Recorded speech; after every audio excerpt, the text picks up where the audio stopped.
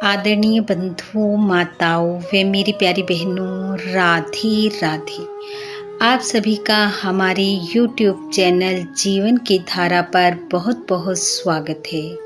बंधुओं, आज हम इस वीडियो में श्रावण महात्म का 10वां अध्याय सुनेंगे, जिसे सुनने सुनाने से भगवान महादेव की कृपा से रोग शोक का नाश होता है, शारीरिक बल की प्राप्ति होती है व धन की देवी लक्ष्मी जी की कृपा घर परिवार पर बनी रहती है।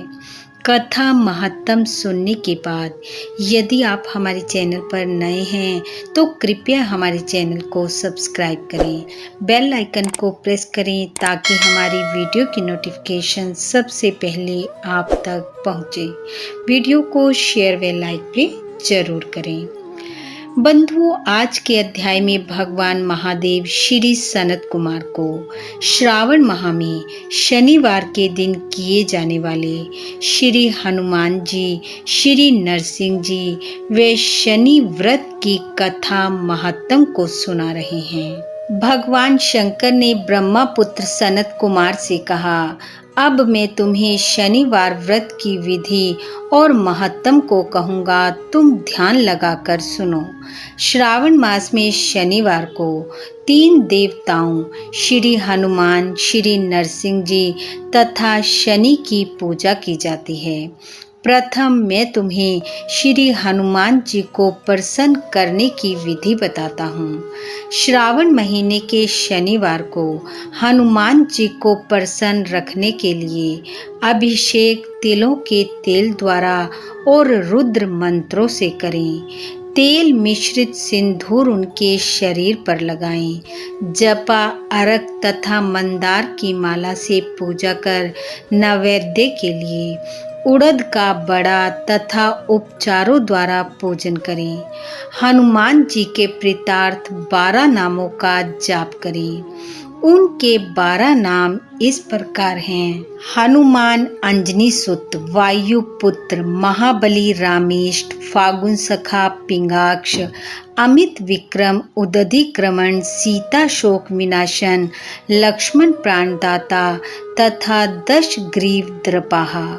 जो सुबह उठकर इन 12 नामों का जाप करता है उसे कभी कष्ट की अनुभूति नहीं होती, उसको संपूर्ण ऐश्वर्य प्राप्त होता है।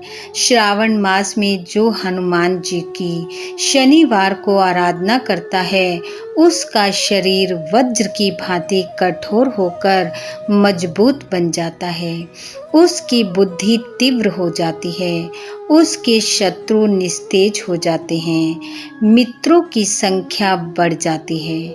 हनुमान जी के मंदिर में बैठकर जो व्यक्ति हनुमान कवच का 1 लाख पाठ करता है वह अणिमा आदि सिद्धियों का साधक हो जाता है।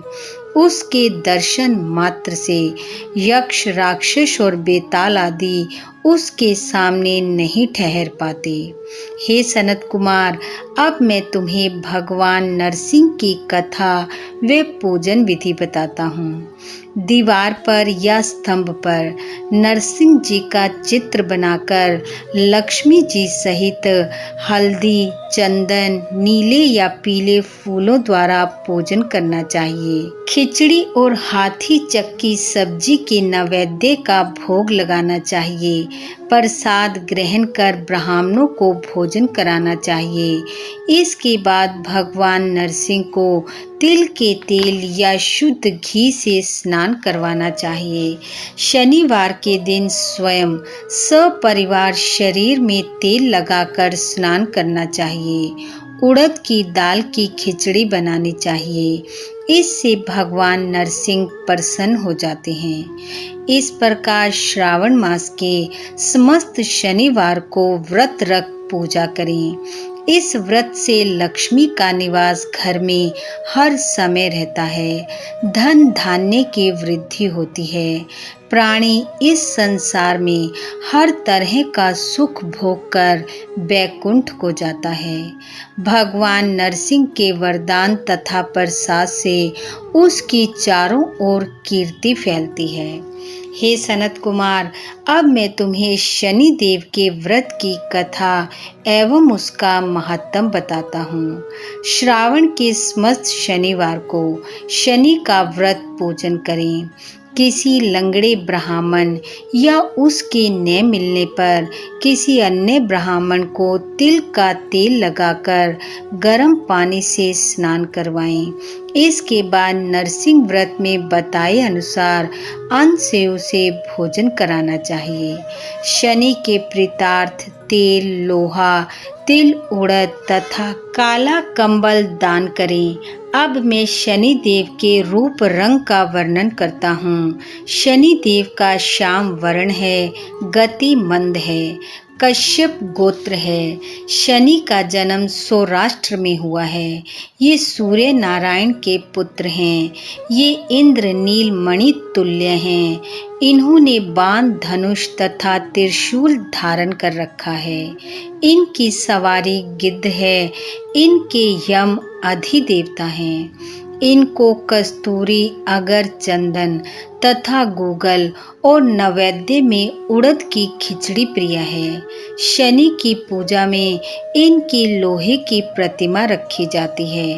दान देने के लिए श्याम वर्ण का ब्राह्मण उत्तम है। ब्राह्मण को 2 काले कपड़े, काले रंग की गायें, बछड़े सहित दान में देनी चाहिए और उसकी स्तुति करनी चाहिए।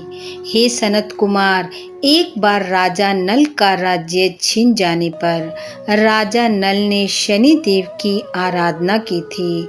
शनि देव ने उन पर कृपा की और खोया राज्य वापस प्राप्त हो गया। मनुष्य को चाहिए कि वह इस प्रकार शनि देव की आराधना कर कहे कि मेरे ऊपर शनि देव प्रसन्न हो।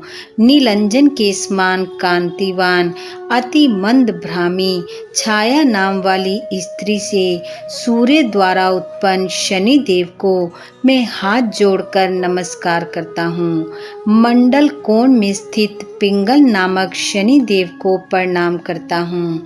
हे शनि देव, मुझ अति दीन पर कृपा करो। इस प्रकार बार बार उनकी स्तुति करनी चाहिए। शनि देव की आराधना में शन्नो देवी मंत्र का उच्चारण करना चाहिए। इस प्रकार जो प्राणी सावधान होकर विधि विधान से शनि देव की पूजा करता है, कथा महत्तम को सुनता है, उसे स्वप्न में भी किसी प्रकार का भय नहीं रहता। शनि जन्म राशि से पहले, दूसरे, चौथे, 5वें, 7वें, 8वें, 9वें या 12वें स्थान में हों तो पीड़ा पहुंचाते हैं। इसलिए उसकी शांति के लिए शम अग्नि मंत्र का जाप करना चाहिए और इंद्र नील मणि का दान करना चाहिए। इति श्रावण महत्तम 10वां अध्याय समाप्त। बोलो शंकर भगवान की जय। बंधुओं, भगवान महादेव की कृपा आप व आपके परिवार पर सदैव बनी रहे। आपका घर आंगन खुशियों से महकता रहे। इन्हीं शुभकामनाओं के साथ आप सबका बहुत बहुत धन्यवाद। राधे राधे।